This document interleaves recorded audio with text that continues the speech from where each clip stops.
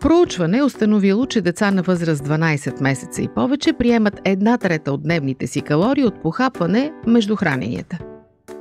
И колкото повече растат, толкова по-малко хранителни са тези междинни похапвания.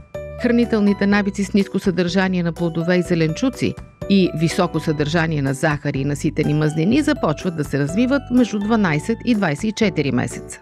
А на 24 месеца моделът е вече твърд. Това е факт. Но има надежда. Родителите могат да положат основите на здравословното хранене в ранна възраст, когато се формират навиците и предпочитанията. Една по-питателна закуска, например, може да предотврати затлъстяване и хронични заболявания.